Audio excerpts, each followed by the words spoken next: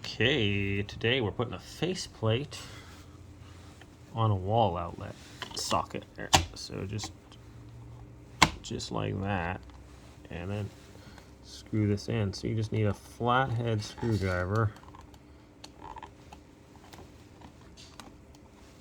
And usually just start with my finger if I can, but sometimes it should go straight in there. This is more like a two-handed job. All right, get our screwdriver in there.